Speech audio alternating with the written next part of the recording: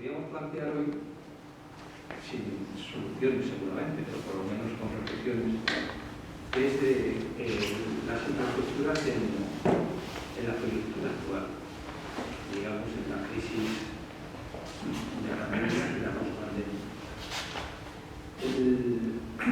Estamos en una época que sabéis que desde Keynes, pues la receta siempre para salir de la crisis es gastar, construir, fundamentalmente construir infraestructuras. Ahora la receta es un pelín más compleja, porque aparte de eso es que hay que hacer la transición energética para evitar caer en el calentamiento global que puede que nos haga caer pero más profundamente a todos. Y como sabéis, pues ha habido un programa de la Unión Europea con apoyos económicos de Generation que en España ha dado lugar al plan de recuperación, transformación y resiliencia.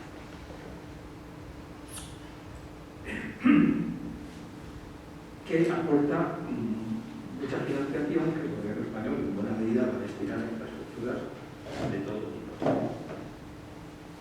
Hay infraestructuras pues, que a veces no las consideramos tales, pero como son los centros sanitarios o los centros asistenciales, educativos, la vivienda social, a los cuales seguramente todos los presentes estamos sin más de acuerdo en que merecen muchos esfuerzos económicos y de todo tipo. En otros a lo mejor tendremos más dudas, por lo menos yo. Estando el país lleno de polígonos industriales a de ocupar, estoy seguro que va a haber polígonos industriales y logísticos, que es peor, por toda España apoyados con estas formas.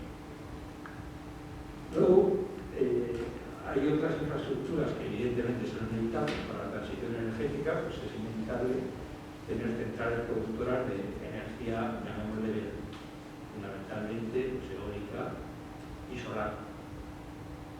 Pero una cosa es estar de acuerdo en que estas infraestructuras son necesarias y otra es que no se planteen problemas de su creación, que como sabéis pues son de todo tipo. Hay problemas ambientales desde el punto de vista de afecciones al paisaje, desde el punto de vista de afecciones a las aves, desde el consumo de suelo a la necesidad de determinados minerales que crean conflictos incluso mucho más allá de nuestra frontera. Y también habíamos pensado que incluso este tipo de problemas, fundamentalmente por la componente territorial que tienen, podrían ser objeto de un debate, pero no da el tiempo para dedicarse a demasiados temas y tendrá que ser otro día. Y luego, desde luego, probablemente la mayor parte de las inversiones en esta salida de la crisis se van a centrar en infraestructura de transporte como ha sido la actual. Por otra parte, es cierto que encima de utilizarlo, o sea, además de utilizarlo como mecanismo habitual de salida de la crisis, es que además es cierto que el transporte en España, más que en otros países incluso, pues la energía que consume es un 40% del consumo de energía global. O sea, que si lo que hay que cambiar es las fuentes de energía, pues el transporte claramente es uno de los principales responsables de los gases de efecto invernadero y todos los problemas de contaminación que soportamos. Hay que diferenciar varios tipos de transporte. Por ejemplo, el transporte público, pues todo el mundo estará de acuerdo en que es bueno reforzar los sistemas de cercanías de las grandes ciudades. Tampoco vamos a discutirlo, ¿no? Estaremos de acuerdo. Igual que fomentar la movilidad de peatones y ciclistas y incluso en los planes del gobierno, estos y en el próximo presupuesto, hay 2.200 millones de euros de ayudas, fundamentalmente a los ayuntamientos y creo que también a las regiones autónomas, en un programa que se llama Plan de Choque para la Transformación de la Movilidad Urbana. Entonces, hasta ha llegado ahí esta necesidad. Yo sí querría hacer una reflexión un poquito tangencial, y es que de lo que no me fío es que eso se aplique en condiciones en Madrid, pero no me fío nada.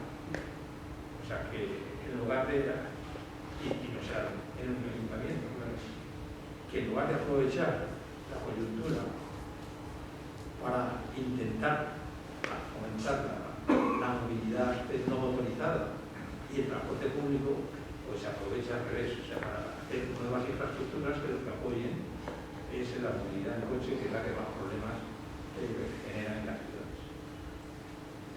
Pero nada. Y el mejor ejemplo es que lo que ya va a hacer el centro con todas las terrazas y las que llamaban coches, con muchas de ellas, y que se habían construido quitando plaza de aparcamiento, pues es eliminarlas para poner más plaza de aparcamiento para que esos coches que ya ahora mismo tenían difícil que aparcaban ahí, sin acceder al centro, pues ahora puedan ir. Sí, pero también pues, no podemos centrarnos en eso. Entonces ahora lo que vamos a centrarnos es más en el transporte, digamos, de media y larga distancia, en el transporte interurbano, que es un transporte que consume mucha energía y en el cual pues, los blancos y los negros son más complejos que lo que es en el transporte urbano. Y en esta época última hemos vivido conflictos importantes, como el del aeropuerto de Barcelona, con la ocupación que va a hacer el aeropuerto de la zona húmeda de la Ricarda. Está empezando a haber un conflicto muy importante también en Valencia, porque en cuanto en Valencia, el puerto de Valencia, algunas instituciones se han alertado de que podría haber dinero, pues se han sacado de la cartera un proyecto sobre la ampliación del puerto, que es demencial desde otro punto de vista. Yo lo conocí profesionalmente porque el acceso ferroviario de esa ampliación del puerto es un submarino, no subterráneo. Y claro, pues bueno, esas cosas hay que tomarlas en serio cuando alguien decide que ahora que por aquí va a ser un túnel, no sé qué. Bueno, y además con unos problemas de cotas, esto es bastante complicado. Y eso estaba parado, porque había un cierto consenso entre bastante gente de que era un poco loco, y ahora sin embargo parece que es importantísimo para que el puerto de Valencia pues, siga ampliándose. Pero es verdad que batallas como estas hay mucha gente que se pone del lado de la sostenibilidad, pero por otra parte hay mucha gente que se siente pisoteada. Y nos recordaréis todos la revuelta de los chalecos amarillos, que fundamentalmente venía por un aumento del precio del gasóleo destinado a desincentivar su uso y que los agricultores consideraron que era pues, un ataque contra su modo de vida. Entonces, los temas son complejos hasta incluso en lo que desde el punto de vista del cambio climático hay un consenso relativamente grande en que hay que actuar. También habéis leído a lo mejor una encuesta reciente del país en la cual se preguntaba por estos temas y había bastante consenso en que había que actuar y había que hacer cosas. Pero cuando decían, por ejemplo, la misma pregunta también, que si estaban dispuestas a que se subiera el precio de los carburantes para intentar desincentivar su uso, pues la respuesta muy mayoritaria que no. Pero, pues, a pesar de que antes acababan de decir que estaban muy de acuerdo en que se tomaran medidas en esa, porque nos jugábamos toda la vida con ellos, sí, toda la vida, pero no el bolsillo. En fin, yo no voy a entrar porque luego lo vamos a comentar aquí Ángel y Pilar, pero este país no tiene nada que ver en infraestructura de transporte con el de hace unos años, como todos sabéis. Por poner solamente los ejemplos de los transportes, digamos, más terrestres, más importantes, que los en los que vamos a centrarnos, somos el país líder de Europa, de toda Europa, incluido la rica Alemania, por ejemplo, en disponibilidad de autopistas y autovías, o sea, de carreteras de doble sentido, con varios carriles por sentido, y somos los líderes también, por ejemplo, en línea de alta velocidad. Y todo eso ha ocurrido, las carreteras un poco antes, pero vamos, prácticamente 30 años. Hemos llegado a gastar porcentajes del PIB tremendo, multiplicando por 3 o más los índices de otros países europeos. Entonces, lo que parece evidente es que tenemos que hacer algo. Tenemos que hacer algo en la línea de que hay que construir unas infraestructuras, sí, pero no todas. no se puede construir infraestructuras a mansalva. Yo he apuntado unos cuantos criterios que creo que son fundamentales y que no siempre se tienen en cuenta. Por ejemplo, lo que se haga, uno especial para ahora, que tiene que estar adecuado a la descarbonización. No podemos repetir e insistir en infraestructuras que nos compliquen más el tema de que precisamente se pretende hacer. Y eso no siempre está claro para los que quieren invertir o para los que demandan la inversión. Otro es, y es difícil de defender a veces, la adecuación a las necesidades. No se puede construir más que lo que es necesario. Y lo demás es despilfarro. Y el despilfarro es desaprovechamiento de recursos. Y los recursos valen siempre porque pueden tener usos alternativos. Y a lo mejor no tiene sentido hacer una autopista en un determinado punto y tiene sentido hacer un hospital. Que son cosas radicalmente distintas. Entonces, sin embargo, pues esos recursos nunca se pueden despilfarrar. Hay no hace mucho, he visto varias veces una reflexión discutiendo sobre, por ejemplo, en este caso era sobre si es necesario hacer un tren a tal sitio. Y los locales decían, es que es una necesidad social y nos dicen que cuesta mucho. Las necesidades sociales no tienen precio. Pues, todo tiene precio porque ese precio, ese dinero que se va a invertir ahí, siempre se puede invertir en otra cosa y hay que ver cuál es más eficiente para esos servicios públicos. Luego, cosas que han ocurrido mucho, que es que se ha producido, o sea, hay que ver la complementariedad de las cosas y la eficiencia. O sea, yo defiendo que todos los españoles tienen que tener derecho a una accesibilidad digna que les permita llegar a su domicilio y ir a cualquier punto de España, con un servicio público. Pero lo que no creo que tengan derecho es a poder elegir cuántos servicios públicos. Entonces, hay sitios que dicen, bueno, pero si es que tienen un tren estupendo, y también tienen aeropuertos, y también han puesto 3 autovías, y también quieren más. Entonces, pues, hay un límite. Y hay que, todo tiene que llegar un medio de transporte público a cualquier sitio, pero no hay derecho a todos a algo, porque no hay recursos. Luego, hay cosas que parece que se resuelven con infraestructuras, y a lo mejor no es necesario construir una infraestructura nueva. Lo que es necesario o interesante es poner incentivos y desincentivos para que se utilice tal infraestructura y no tal otra. Pero no tiene por qué tener que construirse otra más. Bueno, en esto de la complementariedad, por ejemplo, una redundancia, hay una cosa que está ocurriendo ahora en el país, que como las autopistas de peaje históricas se construyeron en paralelo a importantes carreteras nacionales, pues poco a poco lo que fue ocurriendo es que como los camiones y gente no quería pagar el peaje, pues se duplicó, se transformó la carretera en autovía. Y ahora nos encontramos que ya no hay peaje y nos encontramos con el doble de capacidad, porque tenemos infraestructuras paralelas que efectivamente el gobierno dice que no tiene para mantenerlas. Que esa es la otra. Hay que atender la sostenibilidad, pero la sostenibilidad en términos económicos, en términos ambientales, pues para el medio ambiente se entiende muy bien, para la economía es fundamental. Cualquier infraestructura puede ir de transporte en general, un ferrocarril, una carretera, tiene un coste de inversión importantísimo, pero tiene un coste de mantenimiento también muy importante, y ese no es la disponibilidad de Europa hoy que le dio no sé qué dinero para que lo invierta acá, es que ese luego va a repercutir sobre los presupuestos futuros de muchos años. Entonces eso es vital, y es que no responder a eso es entrar en que esa infraestructura luego es insostenible, y sin embargo has tirado el dinero porque no la vas a poder mantener.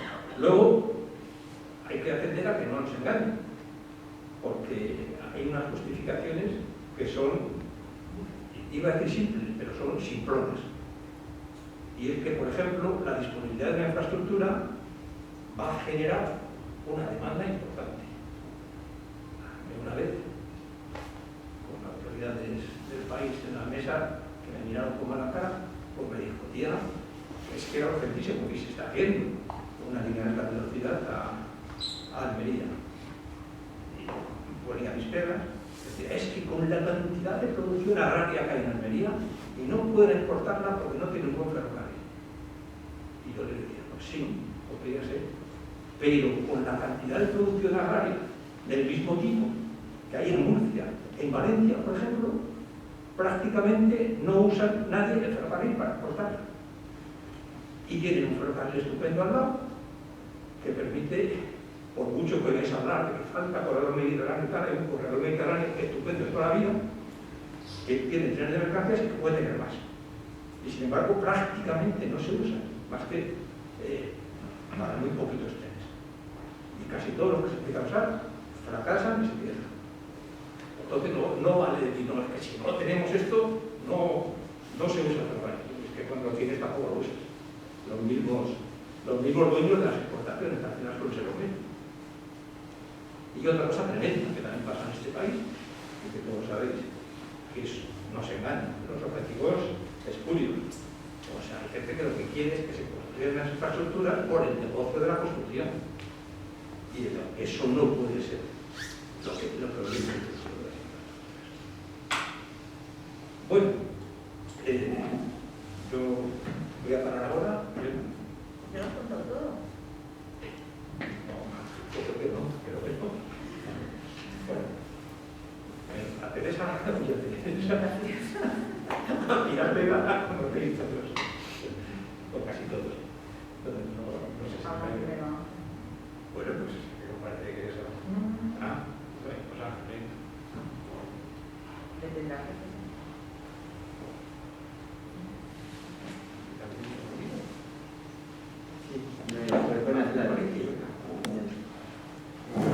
Bueno, yo supongo que a la mayoría nos conocemos desde hace tiempo, ¿no? Ahora estoy desde hace algunos años en la Escuela de Ingenieros de Caminos, como profesor en transporte, y antes pues pasé muchos años en el Ministerio. Y siguiendo con el reto que me había planteado Vicente para hoy, pues he intentado ordenarme un poco y al mismo tiempo intentar preguntarnos por qué en un país de personas tan inteligentes pues como en cualquier otro país, sin embargo, pues estamos haciendo cosas que después de la presentación de Vicente pues parece que no son muy razonables. Empezaría con dos proposiciones. Por una parte, hemos sustituido la planificación del territorio por la inversión en infraestructuras. Y eso no es algo que haya ocurrido en nuestro país, sino que es algo europeo. Es mi primera cuestión. En un país, en un continente que era rico en la tradición de ordenación del territorio, sobre todo en los Países Bajos, en la propia Alemania, en Francia, sin embargo, se ha ido abandonando toda esa tradición. Y ahora mismo la inversión en infraestructuras ha pasado a ser un mal sustituto de esa tradición de planificación del territorio. En segundo lugar, esa opción es una opción, creo, fundamentalmente ideológica, que responde básicamente pues, al giro neoliberal de los años 80 y 90, en el que Europa renuncia pues, a lo que es la intervención directa sobre el territorio y sale el mito de la competitividad. Es un mito, en primer lugar, individualista, cuando estamos hablando del mérito, ¿no? De lo que el mercado da a cada uno, pues, en función de lo que está exportado, de lo que está contribuyendo al mercado, interpretado en términos de mercado bien común, pues ese mismo concepto pasa al territorio, y entonces hay territorios que están aportando y territorios que no aportan. Y desde ese giro en el que ya no hay intervención directa de los Estados sobre el territorio, el sustituto es entonces a esos que no están contribuyendo, vamos a formarlos, en este caso vamos a dotarles de infraestructuras a ver si así contribuyen al bien común. Vamos a verlo un poco más en detalle, pero voy a empezar simplemente por algunas cifras que yo creo que ya se han avanzado por parte de Vicente, ¿no? Tenemos ahora mismo ha vuelto a surgir después de una época en la que había caído fuertemente la inversión en infraestructuras en el país, pues tenemos un anuncio de que esto parece que va a repuntar con ese plan de recuperación, transición y resiliencia. En los momentos más gloriosos del el proceso, en nuestro país pues estuvimos invirtiendo muy por encima del 2% y solamente teniendo en cuenta la inversión en nueva infraestructura. Si añadimos la inversión en mantenimiento, que normalmente pues tendríamos un puntito, incluso algo más al año. Esto en unos momentos en el que la media en la Europa occidental pues estaba en 0,8% y sin embargo aquí pues, ya estábamos por encima del 2, por encima del 3% si incorporamos también los gastos de inversión. Además, el gasto en infraestructuras de transporte es el 50% de todo el gasto del Estado en infraestructuras. Lo que quiere decir que todas esas infraestructuras educativas, de sanidad o de otro tipo de apoyo a los procesos productivos, pues están de alguna manera, están de alguna manera pues dejadas de lado en favor de esas inversiones. Esto que nos ha llevado pues básicamente a esas cifras sorprendentes de tener la red de autopistas más extensa de Europa, a tener también la red de alta velocidad más extensa de Europa y además tener en el caso de la alta velocidad somos caminos que tenemos más kilómetros que están actualmente en construcción, no en planificación, sino que realmente hay obra. De 135 kilómetros, 147 en Alemania, no hay ninguno ahora mismo, si no me ha fallado la memoria en Francia. Tenemos, bueno, también una situación que se reproduce en puertos y en aeropuertos, ¿no? En puertos empezó con el cambio de siglo, básicamente en el momento en que a los puertos se les da acceso precisamente a los fondos europeos de inversión y entonces todos los puertos plantean sus ampliaciones. En el caso de los aeropuertos teníamos esas ampliaciones del Prat y de Barajas en la década pasada y parece que se han quedado ya cortas. La paradoja de esta situación es que el anuncio era que se estaban haciendo esas inversiones para tener unos hubs globales, transcontinentales, y lo que se ha llenado en Prat y Barajas pues son de vuelos de bajo coste. Y entonces ahora se quiere, por el mismo argumento de que para que lleguen los vuelos transcontinentales, pues se quiere hacer otra ampliación, en vez de, digamos, limpiar eventualmente de vuelos de bajo coste esos aeropuertos, si es que tiene algún sentido que funcionen como hubs transcontinentales. Tenemos un sector dual y eso quizás nos puede dar una primera pista. En el ámbito del transporte es un sector indudablemente potente en el ámbito de la construcción de infraestructuras, pero es un sector sumamente débil en lo que es la producción de servicios.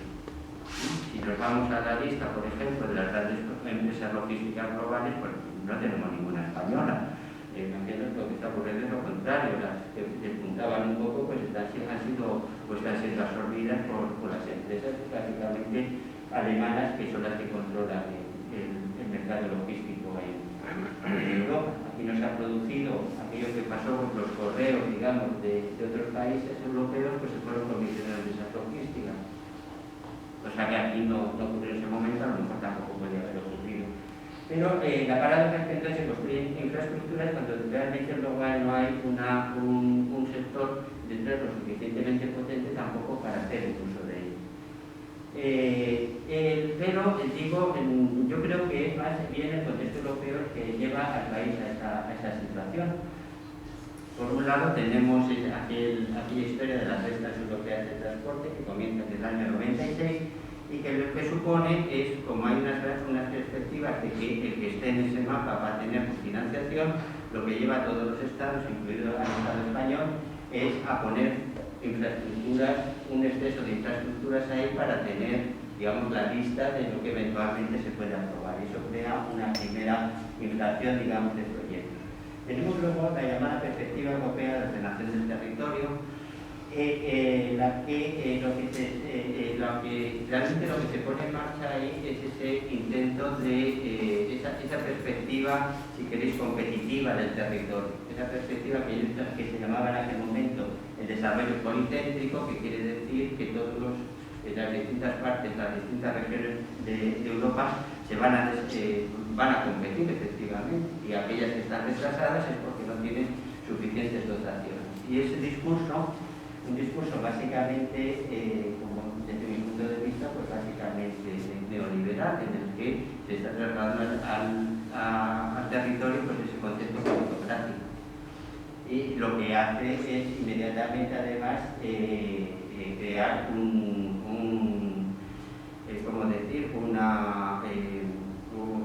una dinámica en la que además echa la culpa al pobre, porque efectivamente si después de haber invertido en infraestructuras en esas regiones siguen sin desarrollarse, es que son unos mantas, ¿no? Como mínimos, que son unos vagos, y eso es un poco de discurso que después se ha ido generando a partir de aquí. Es interesante además que la cofinanciación europea, que empezó siendo muy potente, incluso del 80% en algunos casos, ahora mismo está ya por debajo, yo creo, del 25%, incluso del 20%, lo que quiere decir que ahora mismo se ha caído en una trampa de cofinanciación. 3/4 partes o 4/5 partes de la financiación en realidad vienen de los impuestos nacionales. Y esto quiere decir que para no perder ese 25% tienes que invertir el 75% y no lo puedes invertir en otras cosas. Con lo cual se ha caído en esa paradoja. Todo esto en realidad, además hace 10 años, pues ya se puso muy de manifiesto en el llamado informe Barca sobre desarrollo regional, en el que precisamente se constataba el fracaso de las políticas de desarrollo regional como se había quedado manifiesto después de la crisis de 2007, de que hay una convergencia que es aparente porque se evapora en cada crisis económica. Además hay una situación en que los estados no tienen capacidad de intervención porque si intervienen directamente apoyando al territorio están enfrentándose a las reglas de competencia en el nivel europeo. Como no se puede dar ayudas directas, no se puede dar ayudas a los agentes económicos, entonces realmente los estados están maniatados y tienen que buscar este subterfugio de dotar de infraestructuras del territorio. Y ese resto de la competencia además es la gran arma de la Comisión y realmente allí se vigila con absoluto celo el que todo esto se cumpla. Luego ya tenemos todas las historias en las que en unos casos u otros se permiten ayudas especiales pero realmente el problema ahora mismo de los estados es no tanto que quieran hacer infraestructuras, sino que las reglas europeas no permiten otro tipo de estrategia para el desarrollo regional. Con todo esto, además, la prestación de servicios sociales por el Estado paradójicamente disminuye. Aunque está aumentando la dotación de infraestructuras, los servicios que le llegan al ciudadano, sin embargo, van a menos. ¿Cómo hemos debatido sobre estas cuestiones? Pues yo creo que ha habido un primer debate en el que estamos todos muy familiarizados, que es el que yo llamaría nivel funcional. Que yo creo que Vicente pues, ha dado bastantes pinceladas, ¿no? Cuando decimos si es útil o no es útil una infraestructura, pues realmente lo que estamos diciendo es para qué la vamos a usar. Ahí, para intentar racionalizar el proceso, pues yo creo que ese palabrejo de la multimodalidad nos ha servido de alguna manera para intentar buscar una justificación. Estamos haciendo estas infraestructuras para intentar crear esos servicios que no son solamente el ferrocarril, sino el ferrocarril que luego se combina con la carretera y creamos ese tipo de cadenas de transporte.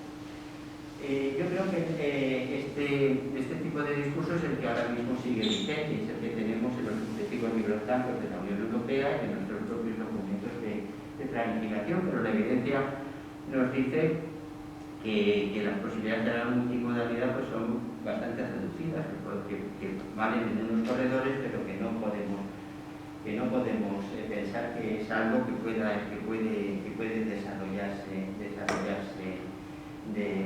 extendiéndose por todo el territorio. Tenemos después el nivel económico, en el que durante una época pues, estuvimos en el análisis coste-beneficio. La paradoja es que el análisis coste-beneficio pues, no nos vale para grandes infraestructuras.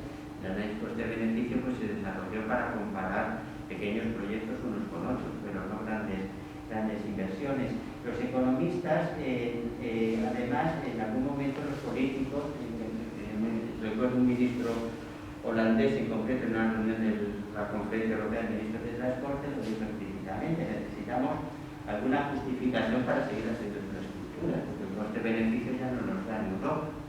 No podemos conseguir mayor, no se identifica que haya grandes beneficios. El único beneficio, el 80% de los beneficios, como sabéis, es el ahorro de transporte, que aumenta que la red es muy densa y que haciendo la mejora pues apenas ganamos más.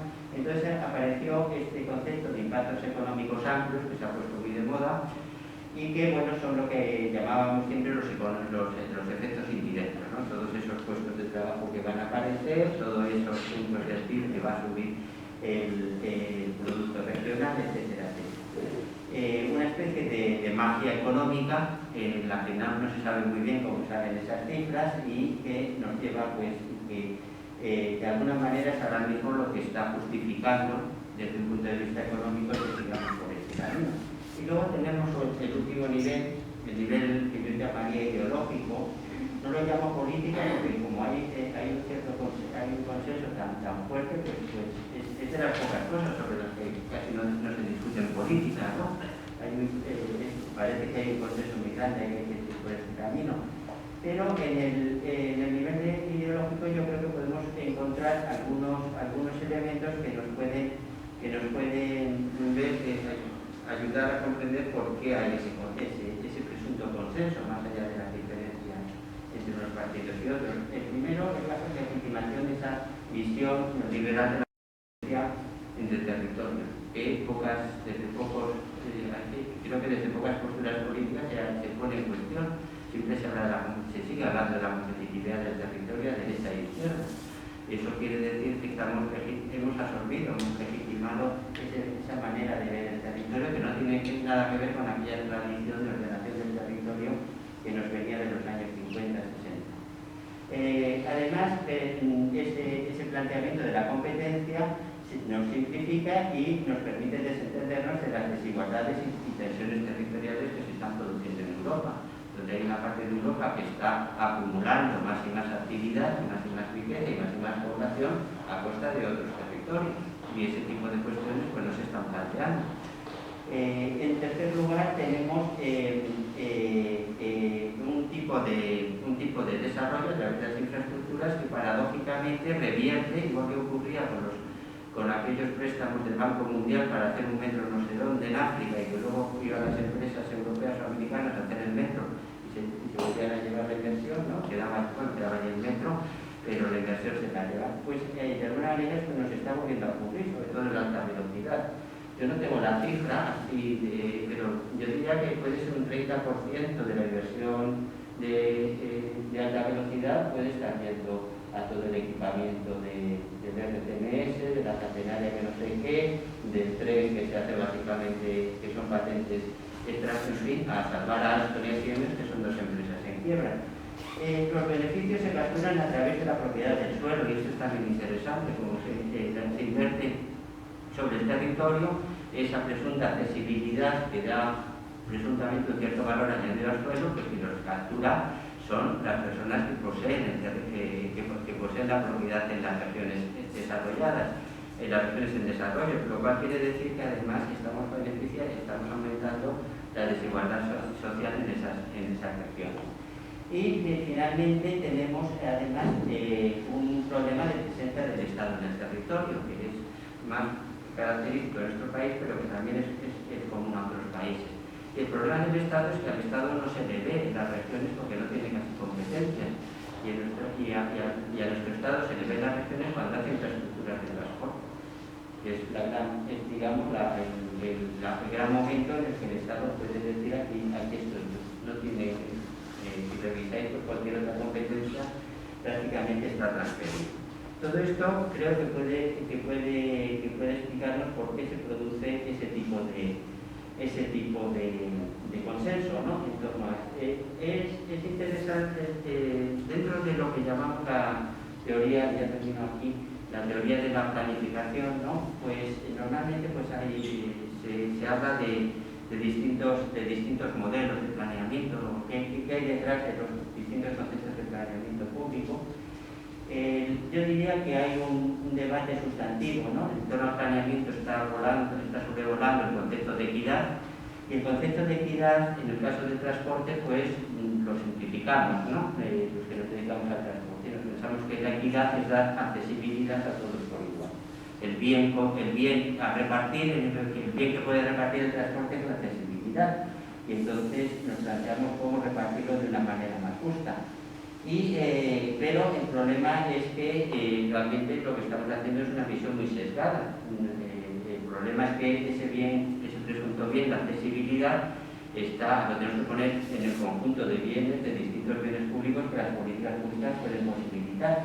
Y si nos planteamos esa perspectiva más transversal, entonces realmente tendríamos que ver las inversiones públicas desde las distintas posibilidades de las distintas políticas sectoriales, donde seguramente entonces lo que estamos dedicando al transporte lo dedicaríamos a otras infraestructuras, en otros sectores, o incluso a otro tipo de políticas. Tenemos en segundo lugar un debate sobre cómo tomamos las decisiones. Y ahí yo creo que juega en nuestra contra cómo se ha ido deteriorando la calidad del debate institucional, cómo es la calidad de la argumentación, del esfuerzo de que sea el mejor argumento, ¿no? Palabras en la posición de Habermas, cómo es el mejor argumento que al final gana el consenso de los que están debatiendo. Según se ha ido deteriorando la calidad del debate institucional, claro, el tipo de argumentación pues puede ser tan simple como que tú citabas. Pero si no conseguimos que esa calidad del debate institucional se recupere, pues vamos mal. Y para conseguir que se recupere, realmente yo creo que tenemos que conseguir que el marco formal sea más potente. Hemos perdido diríamos, si queréis, esa normativa, esa regulación de cómo se aprueban las cosas. El planeamiento, pensemos en el planeamiento urbanístico, por ejemplo, donde hay cosas que ahora se pueden hacer. Estoy pensando, por ejemplo, la operación San Martín, que con la ley del suelo en la mano, pues dices, esto realmente no. ¿Y por qué esto no ocurre en otro tipo de planeamiento? ¿Por qué no tenemos un planeamiento de transporte que está formalizado de una cierta manera, que hace que los argumentos queden encima de la mesa y que entonces el debate formal tenga que ganar en calidad? Creo que ese deterioro del marco legislativo pues nos juega nuestra contra. Y finalmente tenemos un problema de legitimación en el que hemos pasado a entender la legitimación como simple hegemonía. Estoy legitimado a hacer esto simplemente porque tengo el poder o porque he ganado los apoyos necesarios. Eso nos lleva pues, a un tacticismo generalizado en la búsqueda de esa hegemonía, un tacticismo que está también, me parece, repartido a derecha e izquierda. Y esa legitimación, entonces, creo que a quien da el poder, en definitiva, pues es el que tiene los recursos financieros. Y ahí el interés del Estado es precisamente que mientras controle los recursos financieros que están dedicados a infraestructuras de transporte, pues puede estar jugando mejor dentro de ese tacticismo. Por eso pienso que habría que recomponer de alguna manera el equilibrio entre actores, y aquí termino aquí, porque pienso que la descentralización de los recursos podría ser una de las maneras en que pudiéramos empezar a salir de este entorno. No quiero decir que las comunidades autónomas vayan a utilizar mejor los recursos de lo que lo hace el Estado, pero quiero decir que cuando la legitimación, la fuerza está repartida de una manera más equilibrada, podemos conseguir que realmente ya sabemos a dónde nos lleva, ¿no? Esta situación de centralismo en el uso de estos recursos europeos, ya sabemos a dónde nos está conduciendo, de manera que pienso que sería mejor el buscar otra manera de repartir las cartas, en definitiva, de tener un marco más equilibrado. Gracias.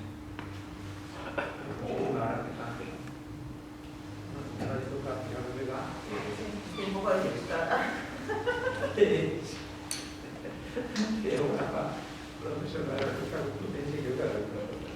No, concluye, soy asociada. Que tengo que participar con la consultoría y estoy agotada. Y hoy estoy un poco despistada porque realmente, vengo como ecologista, pero yo realmente ahora mismo no estoy llevando estas campañas a nivel estatal y Y bueno, de todas maneras, como segura, me pasó una presentación y bueno, tampoco encaja mucho en la mesa, así que voy a improvisar un poco. Sí que a mí me gusta siempre ir un poco para atrás, porque lo que se sembró hace muchos años, y Vicente ha hablado del keynesianismo, pues yo también voy a ir a esas épocas, ¿no? En los años 50, en el año 53, se firman los pactos de Madrid y con eso pues ya sembramos lo que tenemos en la actualidad, ¿no? Tenemos un país con un modelo territorial, un modelo de transporte y un modelo económico diferente del que podíamos haber dibujado en la península, ¿no? Y lo que tenemos ahora pues es eso, es muchas infraestructuras.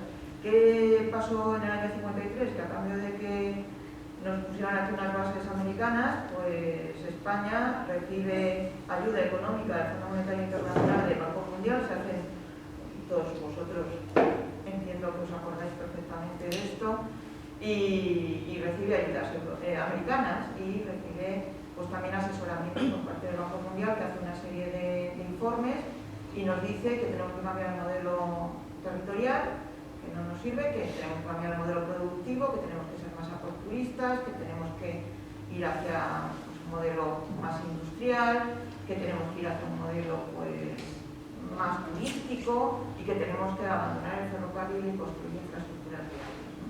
A partir de ese momento, el gobierno de la dictadura toma nota y aplica pues, la cartilla que les dicen los americanos y hasta hoy, ¿no? Bueno, pues entre otras cosas, en 1960 se detiene la inversión en ferrocarril. Se dice que lo que dice el Banco Mundial, lo que tienen que hacer ustedes es mantener lo que tienen, consolidarlo, modernizarlo, pero no hacer nuevas obras. Sí que se hicieron algunas obras, Madrid-Burgos o el Coruña-Zamora, pero en realidad pues, casi todas las obras se paralizaron y se mantuvo el tren como se pudo, ¿no? Se abandonan muchas líneas, sobre todo las más cortas, pero en paralelo, ¿qué se hace? Se aprueba el nuevo Plan General de Carreteras. Cuando ya España comenzó a tener automóviles, tenía como 1 millón de vehículos. En el año 63 se hace las primeras autopistas de peaje, en el 63 creo que se inaugura el de Guadarrama. En el 64 se hace un plan regional de modernización del ferrocarril, que dura hasta el 73, bajo las directrices del Banco Mundial, y lo que ocurre es que entra completamente en crisis el ferrocarril y no hay manera de rescatarlo. Claro, llega la democracia y que bien, ¿no? Viene la democracia y probablemente pues ganemos todos, ¿no? Pues no, el contrato programa que comienza en el año 79 pues hace que en el año 80 pues el objetivo del ferrocarril era buscar rentabilidad. Si casi todo el tráfico se concentraba en 5.000 kilómetros, había 13.500 kilómetros de red ferroviaria, pues el resto a cerrar, ¿no? Porque no compensa, ¿no? Que bien, vienen las comunidades autónomas, tendrán competencias en materia de ordenación del territorio y urbanismo. Bueno, pues efectivamente las carreteras, casi todas, van a las comunidades autónomas, que no por eso van a dejar de construir más redes de alta velocidad ni nada de eso, sino que bueno, pues simplemente el Estado se queda con 20.000 kilómetros y el resto va a las comunidades autónomas. En el 85, el Ministerio de Transportes, el Fomento, está en Quiquebarón. Pues no sé si en esa época, hasta toda esa década de los 80 estaba Mercesala, ¿no? Bueno, pues entre otras cosas cerró la estación de Nicobar en el 88, ¿no? Clausuraron 914 kilómetros de ferrocarril, 112 líneas, 132 estaciones. 963 kilómetros se cierran, se dejan solo para transporte de mercancías. Bien. Ordenando el territorio, vaciando España. En el año 86 al 87 se aprueba el primer Plan General de Carreteras, al tiempo que también se aprueba el Plan de Transporte Ferroviario. Y aquí está el mundo gordiano, porque un plan de transporte ferroviario, que al entender, que es cuando yo me empecé a dedicar a esto, pues estaba bien planteado, capitalizaba bastante el territorio y bueno, pues tenía un objetivo de alcanzar 200 kilómetros a la hora en vía convencional, que era bastante adecuado, y su objetivo era pues, el acceso en velocidad alta al corredor de Andalucía y de Barcelona. Pues resulta que en el año 77 cambia, hay un gran conflicto entre los ferroviarios, entre la ingeniería, pero también entre otros políticos, y resulta que se cambia el ancho de vía y tenemos ya un nuevo problema. Tenemos ahora dos tipos de ancho, yo que les voy a decir a ustedes que muchos son ingenieros, ¿no? Y se cambia también en el caso del corredor de Sevilla, pues se cambia a Plaza de Armas, no se le da esa accesibilidad y se pasa a Santa. Esa línea era para responder a los eventos del 92 y la de Barcelona pues también. Y bueno, pues ahí fueron muchos dineros del Plan Felipe, de acceso a las grandes ciudades, y se volvía a concentrar en ese territorio pues, las grandes inversiones. Pero curiosamente en el 92, que ya hay una reunión en Río de Janeiro donde se dice que vamos mal, bueno, ya se había dicho en el año 72, ya todos sabíamos que el medio ambiente iba fatal y que el transporte era un colaborador necesario para que fuera peor el cambio climático, ¿no? Bueno, pues en el año 93 se hace el PDI, el Plan Director de Infraestructuras, con Borrell, y también, pues ya ha comentado Ángel, el tema de las redes transeuropeas, que se aprobó en el 96, y bueno, pues hay un montón de conferencias sobre el cambio climático, tantas conferencias como la que ha pasado hace una semana en Glasgow, donde es que yo fui al año 95 en Berlín, y es que me parecía reproducir lo que había pasado hace 30 años, 20 y tantos. Qué poco aprendemos, ¿no?, de las cosas, qué poco sirven todos estos tipos de conferencias, ¿no? Si ya sabemos qué es lo que hay que hacer y no lo hacemos. No sé por qué se le da tanta vuelta, ¿no? Viene el gobierno del PP, cambia el PDI por otro, pero vamos, que sigue en la misma línea. Hay una ideología política, independientemente del color político, similar en la necesidad de hacer la construcción de infraestructuras. No sé si porque hay unos elementos de poder que tienen mucho poder y cambian la cabeza de los políticos, o los políticos nacen así ya, porque es genético, no lo sé. La cosa es que no hay político que diga vamos a parar esto y decir, pues no hace falta ningún... Yo entiendo que los técnicos ya han entrado en otro paradigma, ¿no? Y que tienen una concepción cultural distinta de las infraestructuras, pero los políticos, yo oyendo pues a Pedro Sánchez, bueno, pues me agrada que esté ahí antes que esté otro, pero realmente digo, no ha asumido, habrá que darles unos cursillos preparatorios a los políticos sobre lo que se ha ganado, lo que se sabe ya y de lo que no tienen que decir, o es que esa presión de las grandes constructoras es enorme, no hay manera de pararlas. Entonces, bueno, pues resulta que entre el año 96 y 2006 pues hay otro ciclo de expansión, más movilidad motorizada, más consumo energético, más emisiones de gases de efecto invernadero, imparable, y esto vamos cada vez peor. En el PEI, pues entre el 2005 y el 2020 pues había un objetivo de hacer más accesible la alta capacidad y velocidad de las infraestructuras. Se decía, entre otros objetivos, que todos deberíamos estar a menos de 30 kilómetros de una red de estas características. El libro blanco del transporte europeo, al 2050, resulta que entre sus lemas tiene aumentar la movilidad y reducir las emisiones. Que me digan cómo lo vas a hacer, o sea, es que es imposible, ¿no? Es que hay cosas que son imposibles. Datos, aunque ya se han dado muchos datos, dice Sara ya. Resulta que los recorridos que hacemos entre todos los movimientos urbanos e interurbanos de los habitantes, en el año 92 en coche, bueno, hacíamos en general 28,3 kilómetros, en el año 2012 hacíamos 45,5. Es verdad que la crisis del 2008 hubo una especie de parón, porque se redujeron en 4 kilómetros, pero resulta que con la pospandemia pues volvemos otra vez a lo mismo, ¿no? Algún dato más sobre evolución de las infraestructuras, pues ya lo ha dicho Ángel, ¿no?, que no se ha dejado de construir, ¿no? El AVE en el año 92 tenía 478 kilómetros, en 2007 1511, en el 12 2144, con una crisis económica en medio, Y ahora en el 20 tenemos 3.100. No se ha parado durante la pandemia de construir infraestructuras. Bueno, ni de otras también que tengo aquí anotadas, pero que no vamos a entrar en ello. Resulta que ahora tenemos esa costumbre de, como que si queríamos entrar en el Guinness de los récords, ¿no? Entonces Valencia va a aumentar más el puerto, el superpuerto, ¿no? Resulta que los pobres concejales y alcaldes de Valencia están intentando hacer una zona de bajas emisiones, de ir en bicicleta, de no sé qué, y de pronto le ponen ahí un enorme macropuerto, ¿no? Con no sé cuántos miles de contenedores que van a ir a diario, ¿no? También van a ir esto de los cruceros, ¿no? Que vendrán turistas del mundo mundial, ¿no? O sea que resulta que ellos se contienen como ciudad y de pronto por el puerto les entra de todo. Les entra sobre todo, pues, mucha contaminación, mucho consumo energético, que le está pasando a Barcelona, ¿no? Cuando ves el mapa de calidad del aire europea, pues ves ahí el foco de Cataluña, ¿no? De la zona del mar, ¿no? Pues ahí está, los cruceros, ¿no? Y los transporte de mercancías.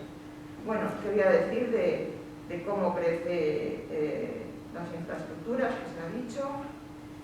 Yo solo hay un indicador que a mí me hace mucha gracia, ¿no? Que se lo cuento siempre a los alumnos, ¿no?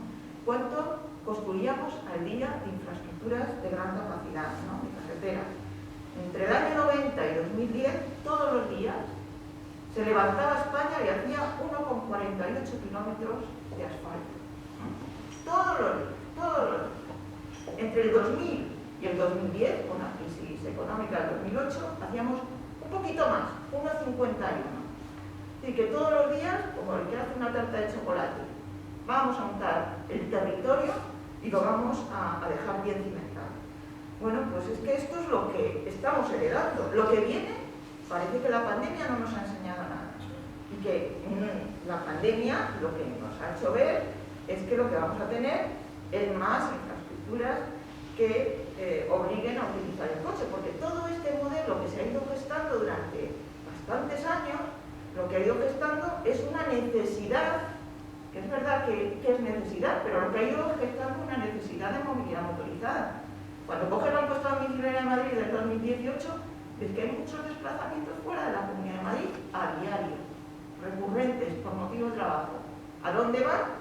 A Segovia, a Ávila, a Toledo, a Guadalajara. Esos son desplazamientos interurbanos. ¿Por qué se hacen? En coche. ¿Por qué se hacen? Porque hay autopistas que te dejan en 1 hora, 3 cuartos.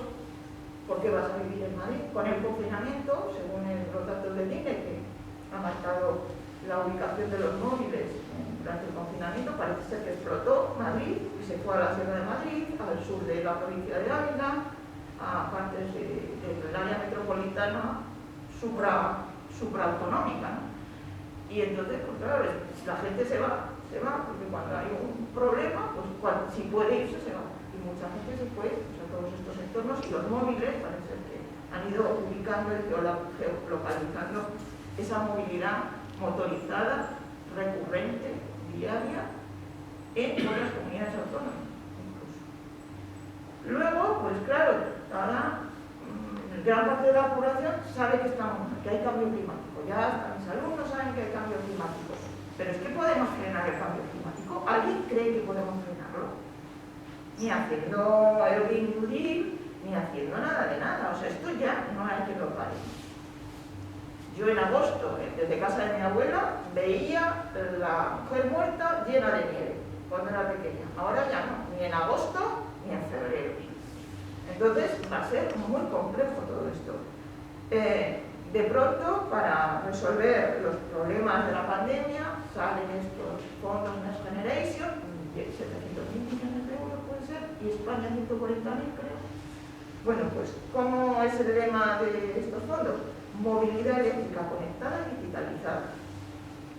Bien, vale. ¿Con esto se soluciona el cambio climático? Ni siquiera se solucionan los problemas locales de los estados.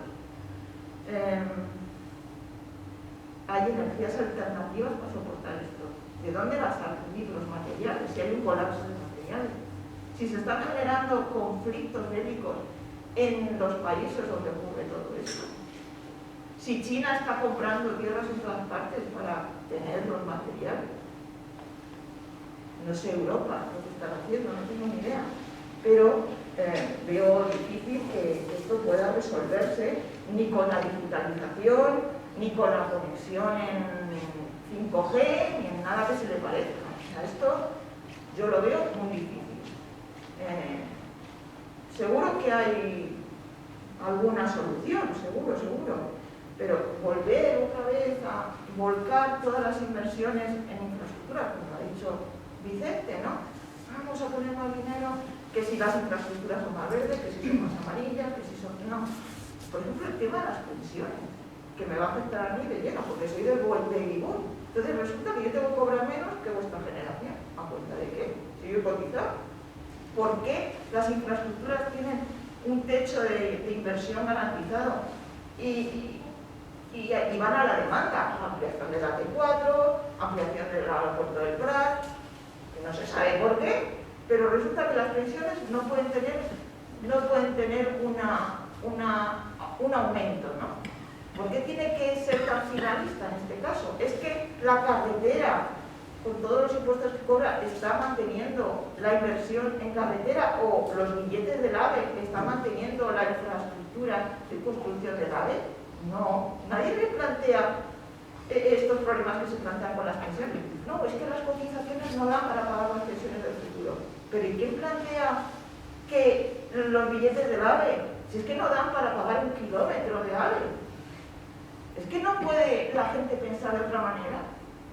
La caja grande del Estado debe servir para atender las necesidades. Si no hay necesidad de hacer AVE, pues paguemos las pensiones.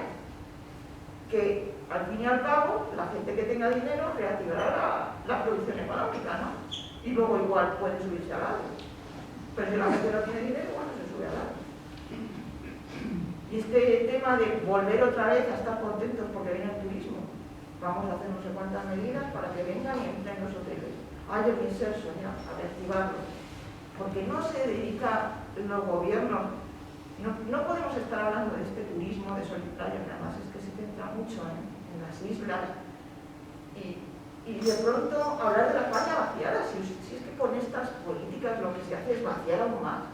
¿Qué vamos a poner? ¿Teleworking en el campo Azálvaro a ver si van allá a trabajar los teleoperadores? No, eso no vale. Bueno, pues nada, que tiene mala solución.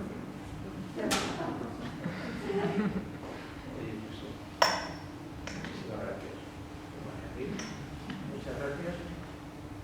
Y supongo que todos tenemos mucho que decir, pero primero quería conceder la palabra a Eduardo, que tenía preparado una notita. Ahora me quedo muy preocupado. Me quedo muy preocupado si la verdad convocatoria es debate geopolítico de infraestructura. Y primero, la primera pregunta es: ¿qué entendemos por infraestructura? Yo, la verdad, es que después de mi impresión parece que las infraestructuras son carreteras de realismo. Y nada más.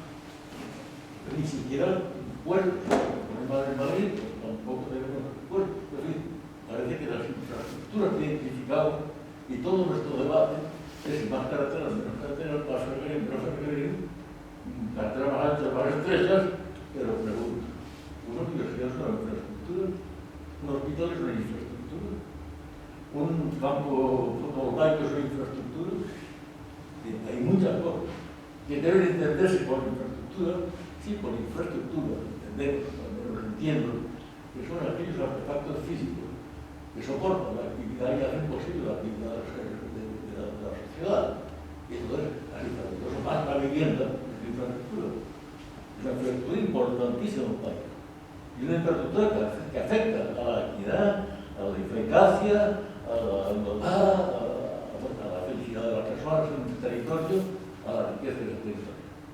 Realmente me quedo preocupado en este discurso cuando realmente se dio por unos ferroviarios y unos ingenieros de caminos que dedicado a carretera que dicen, pero realmente me parece un poco corto, entonces ¿qué infraestructura plantear? Segundo, todo el discurso y las intuiciones que se señalan para discutir son realmente si se hace más o se hace más menos estas tres infraestructuras, nada más, no otras infraestructuras. Y segundo, primero habría que plantearse un tema. Yo creo que hay una diferencia fundamental desde el punto de vista del mito ese de que la construcción es la motora, como toda la economía, y dentro de la construcción las grandes infraestructuras. Bueno, la siguiente infraestructura, esto, en Alemania, después de la guerra, era lógico, habían quedado, si no recuerdo mal, leyendo a Tony Hughes, 60 de locomotores vivas de autopistas, pero de autopistas habían quedado en la tercera parte, había que construir nuevas. Ahora tenemos una crisis, un post-pandemia, donde las infraestructuras existentes están nuevas. Lo que hay que ver es nuevas formas de utilizar esas infraestructuras y seguramente, sobre todo, una política de mantenimiento de infraestructuras y de compleción de esas infraestructuras para darle mayor eficacia. Y yo creo que este es un tema para mí fundamental que no ha sido citado. Es decir, la alternativa del mantenimiento, de la conservación y sobre todo el traffic management, más que el traffic engineering, es decir, la gestión de las infraestructuras más que la construcción de infraestructuras, me parece que es un tema fundamental desde el punto de vista político. Porque en momentos de crisis, en momentos que estamos, en momentos con muchos chorros de dinero que vengan de Europa, estamos en una situación de escasez de recursos. Sobre todo escasez de recursos ante infinitas demandas que requieren muchos recursos. Por ejemplo, yo ponía un ejemplo tonto. Habría que plantearse una opción importante hasta qué punto las infraestructuras físicas son necesarias o otro tipo. Una tontería. De que a Santander a lo mejor se demanda un AVE, pero aquí a Santander se cuesta 5 años, 10 años sin el AVE y no se muere Santander. Y sigue teniendo conexión suficiente, para funcionar con el resto de España. Y dentro de 5 o 10 años se puede crecer el AVE si conviene. Ahora bien, un niño de 10 años sin escuela, sin salud, dentro de 10 años sin poder, es un detritus humano. No sirve para nada. Y no es recuperable. El tiempo de Santander, la autopista es recuperable. El tiempo de un niño sin escuela no es recuperable. Yo creo que hay un problema importantísimo. Por tanto, ¿qué infraestructuras son prioritarias? Y ahí está el tema importante. Si son otras infraestructuras que no citamos como infraestructuras, hospitales, vivienda, escuelas, universidades, muchas infraestructuras que requieren, que son los que crean una riqueza geográfica y social en nuestro territorio. La multiplicación de infraestructuras coherentes entre sí, pero no exclusivamente las infraestructuras, pero claro, ferrocarriles, porque los hemos tenido en la cabeza, nos habéis conseguido convencer a los ingenieros de que las infraestructuras son carreteras ferrocarriles, porque ya presas no hacía, hacia Francia ya no se hacen, y puertos, la animalada de Valencia me lo conozco bastante bien y es indignante. Son mecanismos extraños, impuestos de poderes que no son racionalidad territorial ni racionalidad social. Por tanto, simplemente es intención. Elijamos. Estamos en un momento en que toda la bondad de la política va a estar en la selección de prioridades. Y va a ser prioritario el niño o la autopista. Perdón, es un poco demagógico, pero es verdad. El niño o la autopista, el enfermo o el ferrocarril. Van a ser los que son prioritarios de verdad. La cultura del cuidado va a ser necesaria, prioritaria en la pandemia, en la próxima década, pero vamos a ver, ahí es yo no digo. Esto es lo que me parece un poco, ¿verdad? Acaba hablando de infraestructuras y del transporte como única función que garantiza la actividad económica.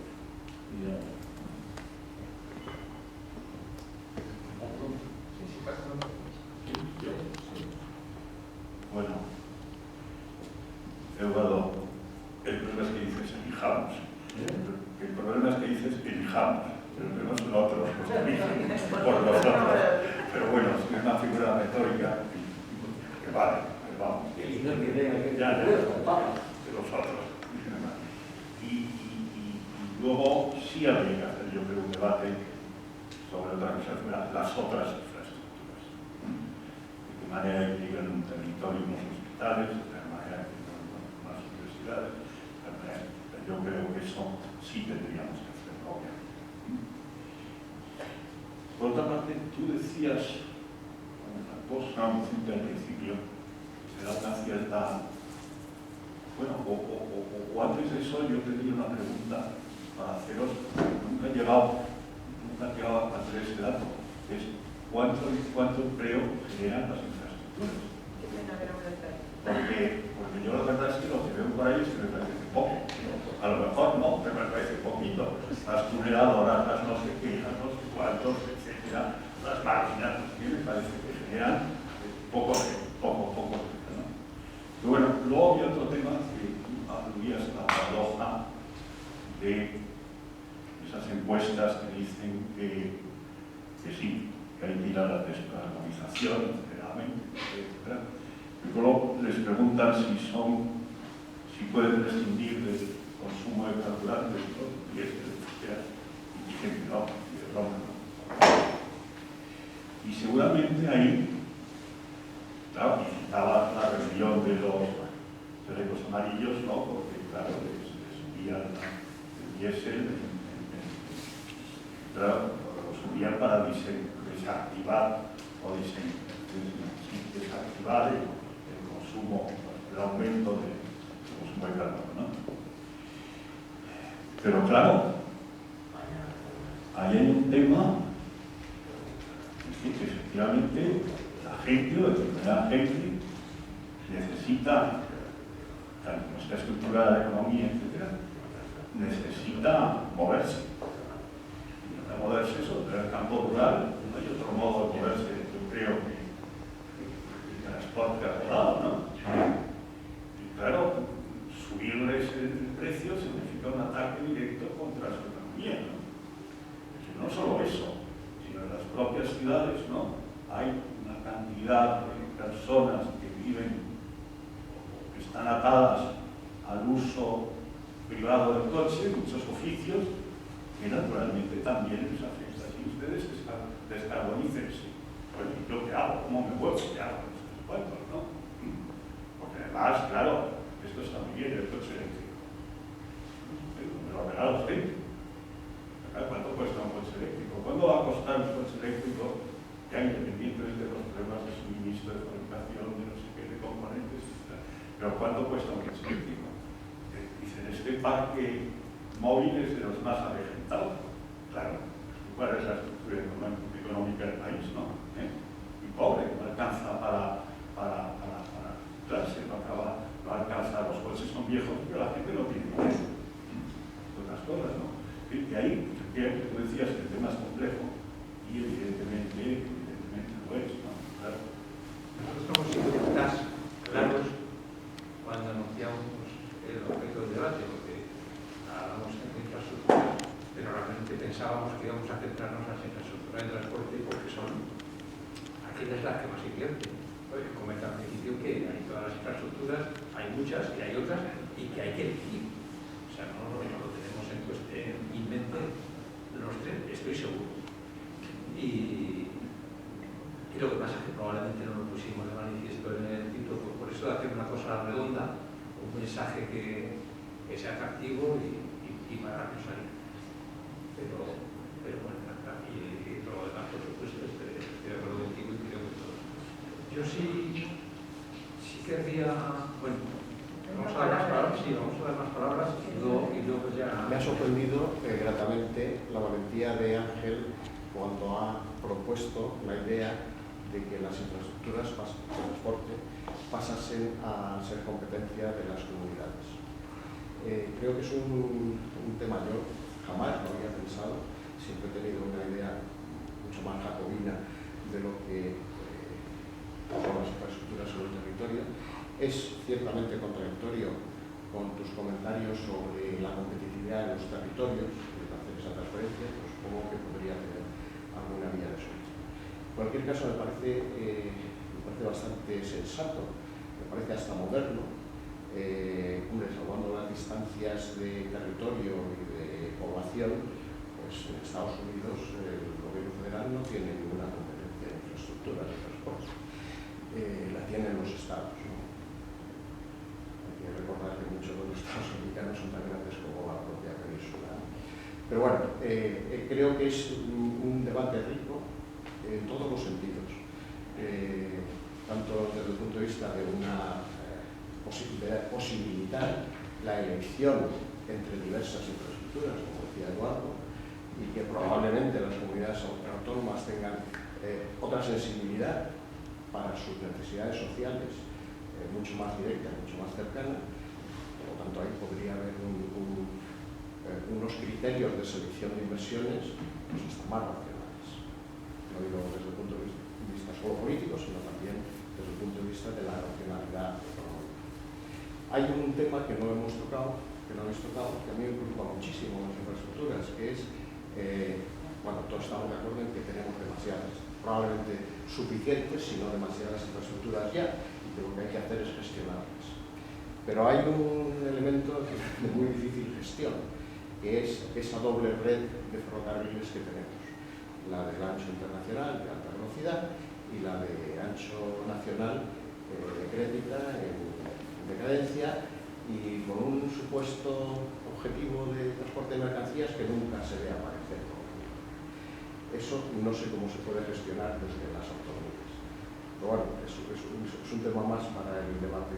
Somos un pueblo de Burgos, cercano al Ebro, que siempre se hacían todos los trayectos a Miranda de Illesca en tren.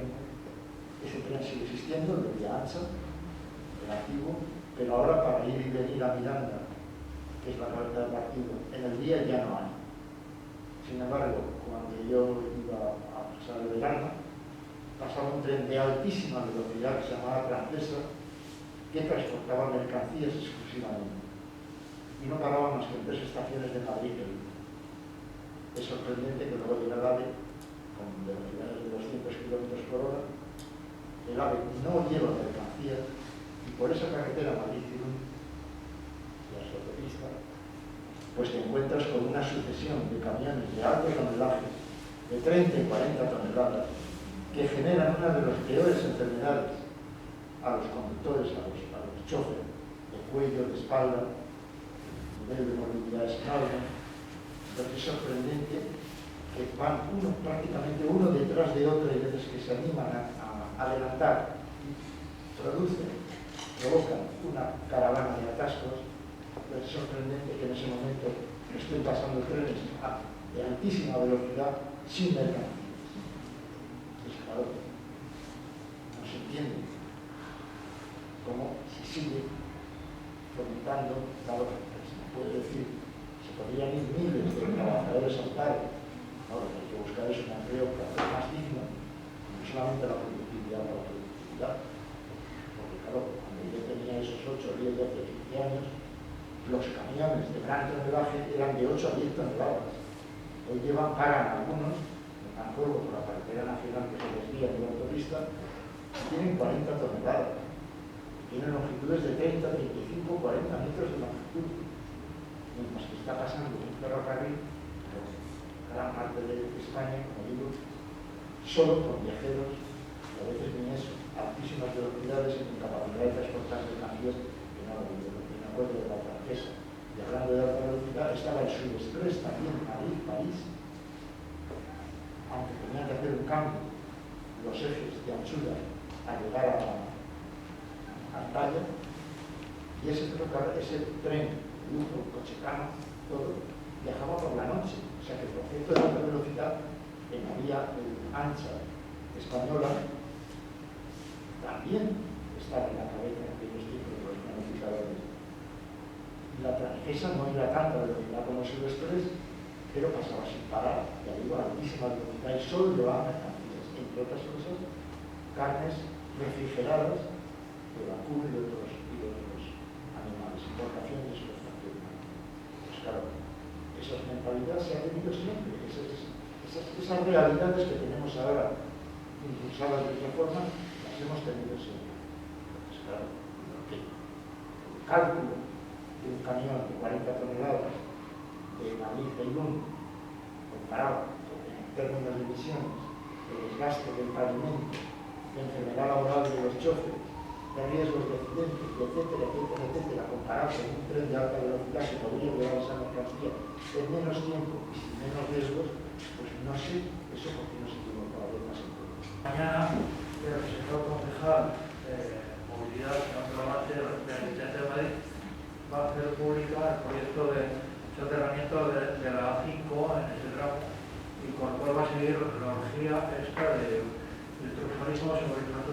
mientras que en ese mismo barrio, que supuestamente va a ser beneficioso, van a cerrar 4 o 5 centros de salud. Esto muy bien lo que antes decía, se comentó anteriormente, la definición de infraestructuras y qué infraestructuras hay, qué infraestructuras son las necesarias, y esto realmente va a venir pautada y ayudada por los fondos, chorro de dinero que se habló aquí que va a llegar de Europa. Simplemente es eso.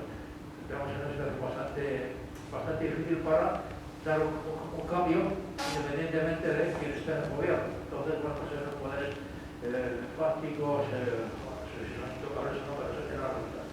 Bueno, asistiremos en el futuro a estas cuestiones. La misma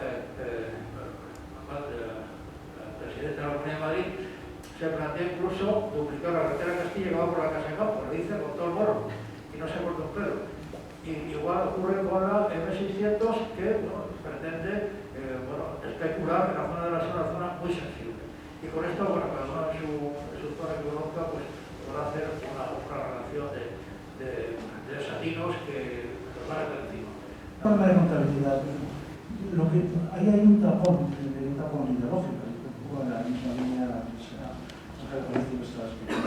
un tapón ideológico de cómo se construyen las contabilidades públicas, me refiero, y qué es el concepto de gasto y qué es el concepto de inversión, y por qué en este país, no sé si tiene mucho que ver, en otros países se sufre lo mismo, no lo sé. El tema está muy pervertido, entonces el tema está hecho de tal manera que todo lo que es inversión se favorece y todo lo que es gasto se corta. No solo se corta, sino que se consigue convertirlo en un ingreso. Tiene que haber sido un gasto, se consigue convertir en un ingreso. Eso es todo el mundo de las concesiones a largo plazo que está haciendo los gobiernos de Partido Popular, etc. Y funciona así, ¿no? O sea que una inversión en construcción está bien vista. Y un gasto en mantener la construcción está mal visto. Pero no es que esté mal visto porque les parezca bien que la autopista que sea toda sucia, llena de baches, sino porque el propio concepto de gasto va en contra de la contención del gasto público. De manera que cuando se hace una concesión a largo plazo, ahora están con el no sé con qué ha sido desde el Partido Popular en otro hospital de estos, ¿no? Pues lo construye el privado, es una inversión, pero la paga otro. Y luego el mantenimiento lo hacen ellos y te dan a ti como Estado o como comunidad autónoma un canon anual. Ese canon anual es un ingreso. Con lo cual, lo que es un gasto se ha convertido en un ingreso, por arte de magia. Con ese sistema de organizar las responsabilidades nacionales y autonómicas es muy difícil, porque si no es un cuello de la botella para poder tener un concepto más moderno de cómo plantear una infraestructura.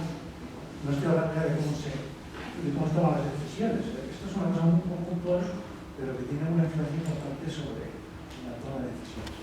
Primero, el tema, por ejemplo, de pasar las inversiones a las comunidades autónomas, no sé, a mí me da muchísimo miedo, porque precisamente muchas de las locuras que se hacen, estoy seguro porque lo he vivido, son como consecuencia de las presiones de las comunidades autónomas.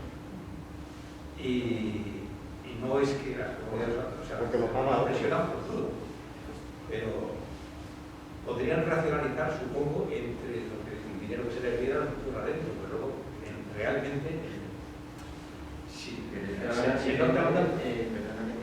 es que ahora o es eso o no es nada. Sí, sé que no a veces se lo das, tienen posibilidad de gastarlo en otro sitio. Lo que veo claro es que es donde se lo gasta el Estado. Sí, yo lo que no encuentro es la solución. Me parece que los dineros falta planificación. Tiene que estar muy claro lo que se va a hacer y entonces, pues a lo mejor se podría luego repartir de otra manera, pero una infraestructura que recorre varias comunidades autónomas, pues hombre, no se puede hacer en un sitio sí y en otro no. O sea, que tomar decisiones que son de coherencia del Estado. Igual que la sanidad debería tener los mismos estándares en unos sitios que en otros. O sea, eso me parece también evidente porque son derechos casi humanos, digamos. Pero bueno, o sea, es un tema, no sé lo único que se está haciendo mal, estoy totalmente de acuerdo. Se está haciendo de pena.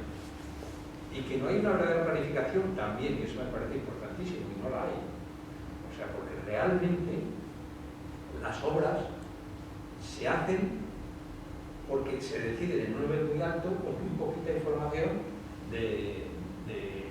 con muy poquita racionalidad, sino como resultado de presiones, de promesas electorales, de no sé qué. Pues yo he visto aparecer, que todos han mencionado, diferentes planes, por ejemplo, ferroviarios y de carreteras, que normalmente siempre van a más, porque dice alguien, pero a ver si va a haber una racionalidad, qué bien, qué va, qué bien. Esto es lo que había antes y 8 cosas más, porque ha habido presiones de un partido nacionalista, de un alcalde muy importante que si no pierde eso no sé qué, y se mete más o menos. O sea, es una irracionalidad total. Un tema que me daba para mucho tiempo, pero no voy a tratar, es que no estoy de acuerdo en absoluto con que con el problema de que haya sido un desastre el hundimiento de la red convencional. O sea, cuando termina la guerra civil, que antes se comentaba,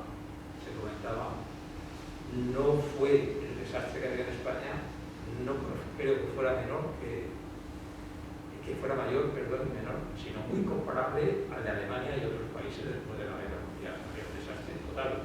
Y por eso se creó Renfe. Porque todas las compañías, ya pasó porque había compañías ferroviarias totalmente quebradas, incluso antes de la guerra, ¿no? Pero Renfe se creó porque todas quebraban porque no tenían la locomotora, la infraestructura estaba deshecha, no sé qué. Y entonces eso es un dato. Pero luego también es otro dato que en aquella época, bueno, no voy a meterme con la política en general de la época, pero lo que sí es cierto es que luego hay un momento en que el ferrocarril funciona mal, evidentemente, y es prácticamente el único medio de transporte de la vida, porque de transporte público. Pero es que entonces casi no había transporte privado, no había coches prácticamente, había muy poquitos. Entonces el coche era un servicio de lujo, era una cosa de lujo que tenía personas hablando a la gente, y eso sí que es una política de Estado, se le ayuda de alguna manera a la industria automovilística y se empiezan a producir coches. Entonces, efectivamente, la gente empieza a disponer de coche y se puede mover. Pero tampoco hay que olvidar que es que el ferrocarril nunca, o sea, cuando se habla del ferrocarril como vertebrador del territorio, yo lo siento, pero lo que vertebra en todo caso son las estaciones, pero no más, porque la vía férrea sin más, sino lo que es fundamentalmente un obstáculo más que otra cosa. Pero es que además, es que nunca llegó el ferrocarril a todo el pueblo, ni de lejos. Yo me acuerdo de aquella película que se llama Los Cómicos, ¿no? que la gente iba haciendo sus funciones a los pueblos y luego se ponían a andar de un pueblo a otro, porque o tenías un carro o un mulo o no sé qué, o no te movías. Pero el tren se concibió en el siglo XIX ya para comunicar ciudades y grandes centros de población y de producción, pero desde el origen. Y por eso, y porque además, si el tren hace muchas curvas, tiene que ir muy despacio, y a mí muy despacio resulta que tampoco rentaba en el sentido, pero no, ya de utilidad. ¿Qué pasó? Pues que la mayor parte de las estaciones, incluso los pueblos por donde pasaba, estaban donde les tocaba. Entonces la gente, cuando había una estación, se bajaba del tren y tenía que hacerse 3 kilómetros en burro para llegar al pueblo. Sí. Casi todas las estaciones de los pueblos eran así. No todas, pero casi todas eran así. Y además, no pasaba eso, sino que es que la mayor parte de los pueblos no pasaba el tren, que les cruzaban 3 líneas en la provincia, o 2 o 1, las que fueran, cruzaban esa línea en la provincia, y todos los demás pueblos se quedaban sin servicio público, porque ahí no había nada más hasta que empezaba a haber autobuses. Y empezaba a haber autobuses que necesitaban carretera. El medio de transporte público que realmente articula el territorio y que permite accesibilidad a los pueblos es el autobús.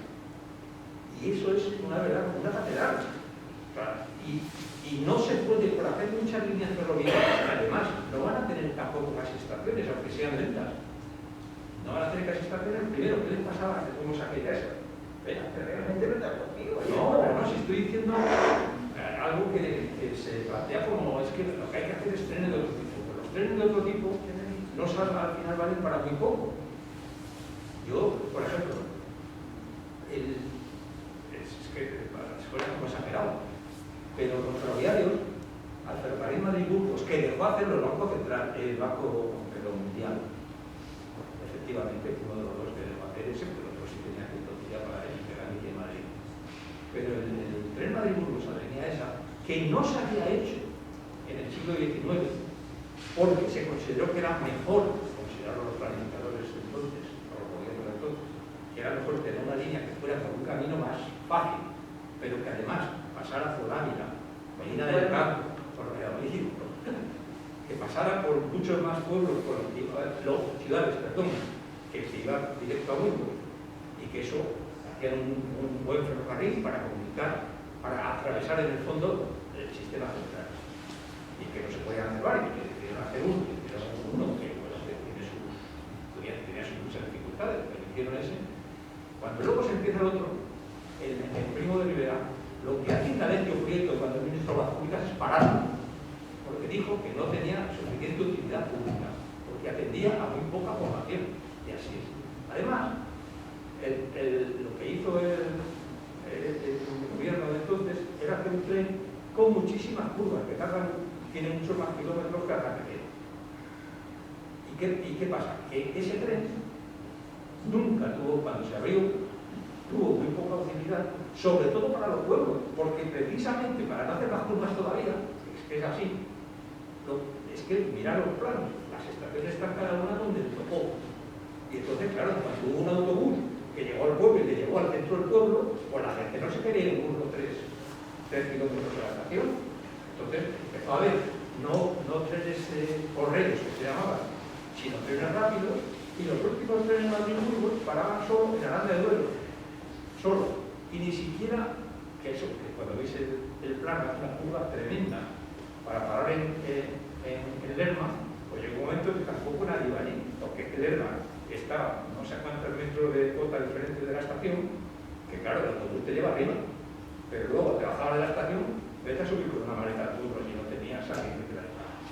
Entonces, no es cierto que el ferrocarril dentro de ese bar que por el territorio, porque iba a comunicar las ciudades grandes y realmente tenía poca utilidad para el territorio.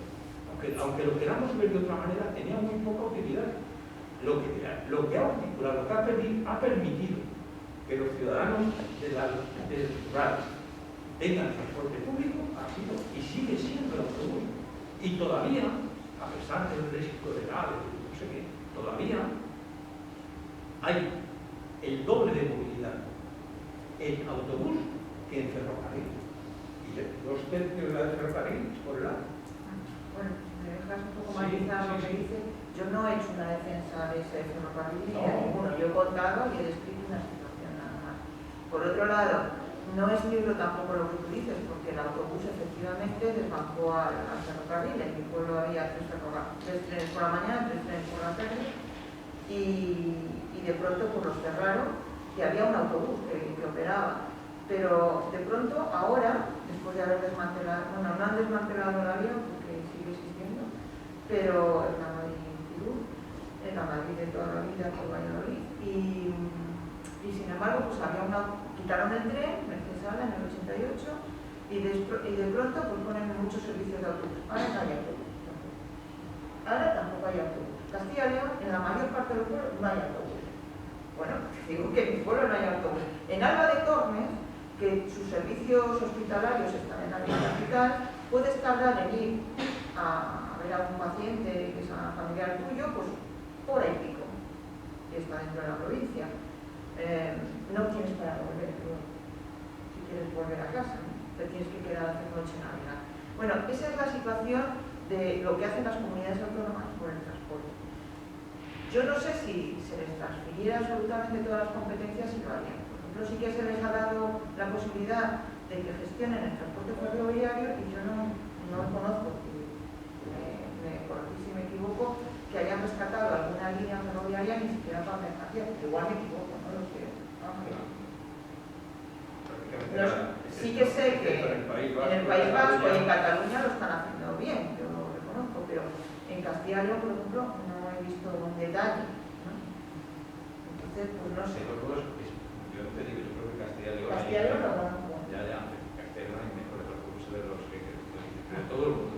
Si no los hay, efectivamente la responsabilidad del gobierno.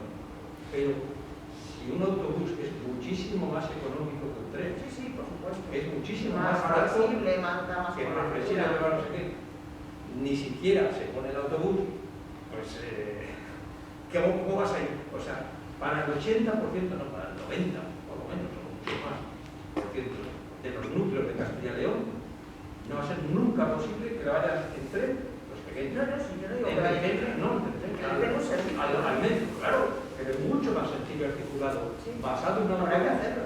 Claro, sí, pero te quiero decir que entonces la crítica es otra. La crítica no es que no tenemos un tren que nos articule No, el que no territorio, hubiera que no tenemos autobuses que dan la suficiente accesibilidad. Y si hay que invertir, no hay que invertir la cantidad enorme que cuesta un ferrocarril por muy malo que se quiera hacer.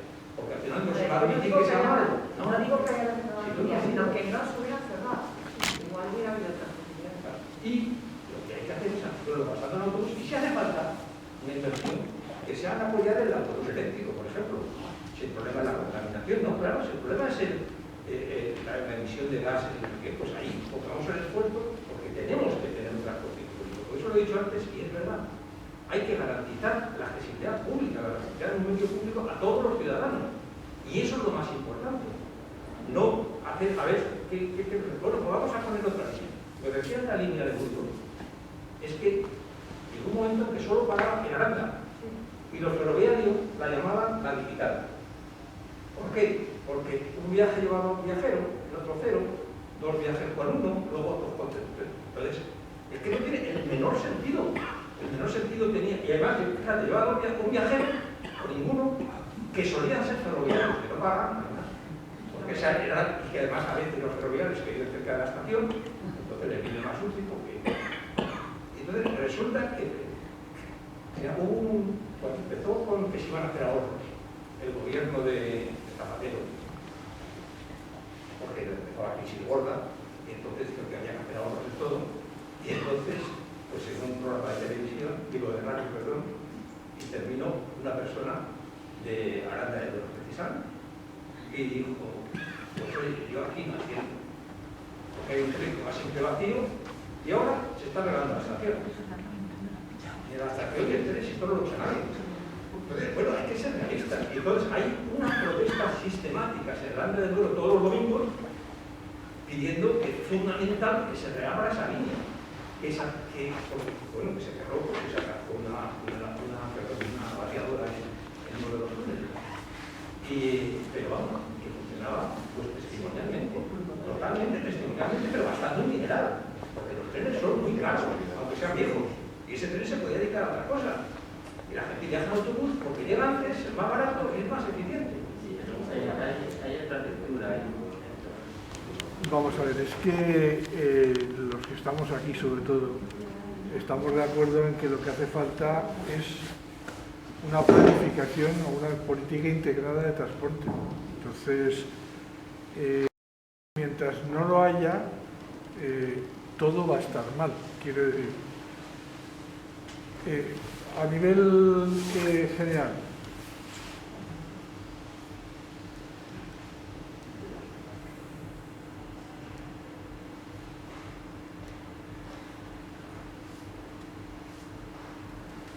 sí, a nivel de transporte, o como decíais antes, ahora mismo en Francia, por ejemplo, no quieren que se utilice el avión en vuelos internos.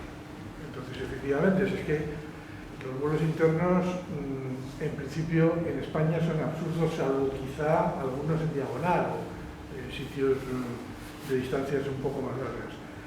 Los aeropuertos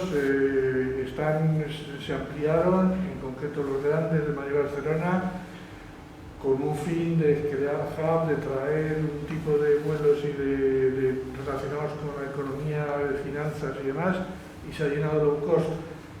Problema de gestión, problema de planificación, no hace falta ampliar más los aeropuertos, es totalmente absurdo.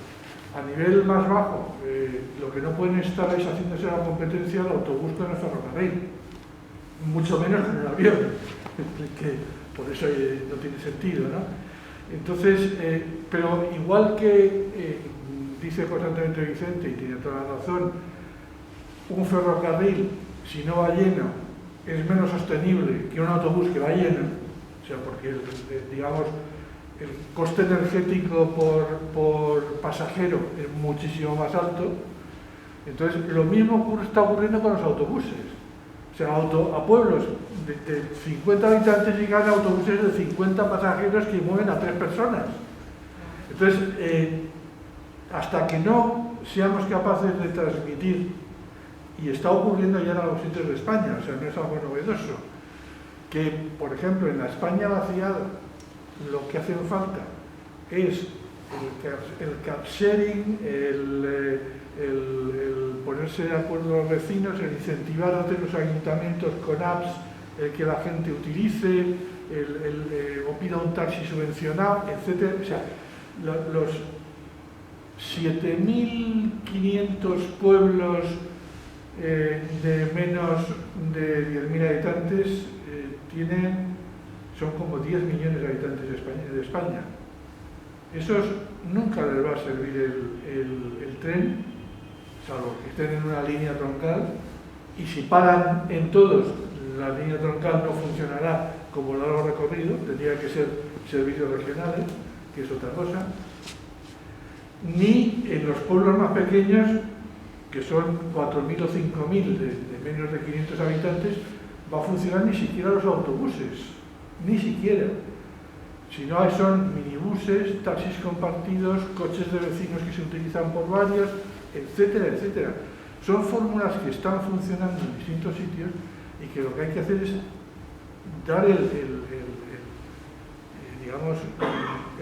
crear el debate que se haga entender que los medios del transporte tienen que responder a las demandas concretas y que no a las medidas generales, ahora trenes para todos, autobuses para todos, etcétera, etcétera, porque entonces no responde a las necesidades. Yo creo que es una de las conclusiones que, por desgracia, aunque muchos de los aquí presentes de una manera u otra lo lleven diciendo muchas décadas, sigue sin calar. Y ahí es donde quizá tendríamos que centrarnos para no caer en el pesimismo de Pilar de al final decir esto no hay quien lo salve, esto se hunde todo, ¿no? La idea, o sea, todos estos ejemplos que vais dando, quizás lo que está reflejando es una cierta desesperación. O sea, los de Aranda posiblemente no se manifiestan porque se manifiestan porque quieren algo, quieren que pase algo.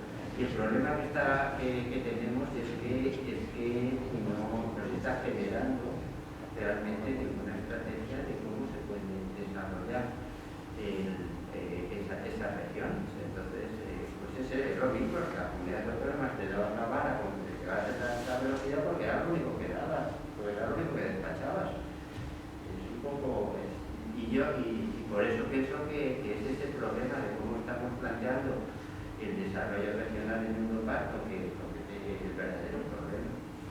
Es un desarrollo regional que está incrementando de una manera desmesurada la concentración de riqueza en unas poquitas regiones del cogollito central y creando una sobredependencia del resto donde además no se produce la solidaridad que ya es difícil a nivel nacional, cada vez más difícil a nivel europeo que se produzca para estabilizar de alguna manera esa desigualdad. Creo que ahí está la raíz y que simplemente el debate de infraestructuras es simplemente un síntoma de esa dificultad que es la que de verdad hacia donde deberíamos llevar el debate. Yo lo que sí quería decir por eso un poco es que no, las salidas son todas muy complicadas, hay que madurarlas mucho y que no valen las salidas y clonas. O sea que es una de las cosas que desde al principio me parece que tenemos que pensar en ese sentido y tener mucho cuidado no desenfocar los tiros. Por eso me preocupa lo de tanta presión por ahora ferrocarril. Ya no la que me parece muy bien, que es muy criticable por la gran cantidad de recursos que absorbe, la gran cantidad y la relativamente poca eficiencia que luego tiene sobre el futuro. Pero que hacer otros trenes que vayan más lentos no va a solucionar el problema y que no se puede, porque es que además, como estamos en el año este del ferrocarril y la semana en el que habéis visto que demanda ha habido mucha propaganda, mucha agitación de que los trenes son los más económicos, van a seguir. Los más económicos no sé quién ha pensado, porque los autobuses se van por las carreteras como van los camiones, no sé qué, pero en cambio los ferrocarriles tienen que tener una vía que solo vale para ellos. O sea, eso es y mantener esa vía es mucho más delicado que mantener una carretera, porque nos damos cuenta que los ferrocarriles no se van de la vía en una pestañita que tiene las ruedas. Y cuando los ferrocarriles tienen baches muy serios, pues descarrilan, pero descarrilan con muchísima facilidad. Entonces, cuesta mucho mantenerlos bien. Y están llenas, la mayor parte de las vías de España están llenas de lo que se llaman precauciones porque no se mantienen suficientemente, a pesar de que la inversión en mantenimiento de ferrocarriles aumenta bastante, no se mantiene suficientemente bien. Y claro, es muy complicado. Las vías estas que decís que se cerraron porque no viajaba nadie. No viajaba prácticamente nadie. Sabéis que la instrucción aquella, que no se cumplió, la instrucción que dio el gobierno era cerrar las líneas cuyos ingresos estuvieran por debajo del 23% de los gastos. Y eran muchísimas más de las que se cerraron, pero por presiones de ayuntamientos, de regímenes, no sé si había sido la comunidad autónomas, por presiones locales, regionales, no sé qué. Y bueno, pues al final se reclamaron mucho, pero incluso bastantes tramos de los que se cerraron oficialmente ya no pasaba ningún tren por allí. Entonces, reponer esas líneas, hoy, aunque estén allí las vías, esté todo, porque en algunos casos es así, supone una inversión enorme, porque las vías se han destrozado y hay que hacer prácticamente todo nuevo la vía. Hay que revisar los túneles y los viaductos, que en muchos casos son cantidad. Y luego hay que electrificarla, porque si queremos contaminar no vamos a poner encima trenes de gasolio. Y todo porque a lo mejor sirven para algo, hombre. Porque que no, para que si sirve para algo, pues no, pensémoslo muy bien antes. Eso me preocupa, porque es mucho dinero, no por otra cosa. Si eso fuera gratis, pero solo lo del Madrid-Burgos, se calcula que cuesta 100 millones ponerlo en orden. Y viajaba una persona. Pues hombre, francamente, hay que pensárselo. Y no va, porque vayan media hora antes, no va a pasar nada, porque va a seguir llegando como, en el peor de los casos, van a seguir llegando en el mismo tiempo que el autobús. Y autobuses hay más. Yo creo que hay que ser, como decía Félix, hay que pensar que hay varios medios de transporte, hay que racionalizarlos, y en este caso sí, que la responsabilidad del transporte regional es claramente las comunidades autónomas y probablemente no lo cumplen bien, yo no digo que no, y prefieren gastarse el dinero. Pues, por ejemplo, pongo un ejemplo que no sé cómo lo harían mejor las comunidades autónomas, pero no sé si alguna vez he viajado por la carretera que va de la carretera de Madrid-Extremadura a Plasencia. Hay una autovía nuevecita por la cual se va maravillosamente, porque va solo, no por otra razón. Es un lujo absoluto que tenía alguna curva, o corrige la curva, o qué sé yo, o haz de un carril por sentido en condiciones, pero hagas una autovía. Pero esa no sé si la habéis visto. No sé en este momento cómo está, porque hace tiempo he ido por allí. Pero estaban prolongándola hasta Coria. Ni siquiera Plasencia justifica, porque nacionalmente no lo justifica una autovía de los carriles por sentido, pues no te quiero decir Plasencia. Y eso lo está haciendo la comunidad autónoma. Me parece que además que con dinero del Estado, porque el truco es que es una carretera internacional, porque luego llega a Portugal. Portugal no está nada del otro lado. O sea, lo que llega es a la frontera. En la frontera no hay nada especial. Y así pasa con la vacía. Vacía. Está vacía. Sí, pero vamos. Y la autovía de La Plata. Bueno, la Plata es importante. y esa es del Estado. Sí, sí. Pero la empresa en teoría articula más el territorio y no me digas allí. Bueno, oye, muchísimas gracias a vosotros dos, a todos los asistentes.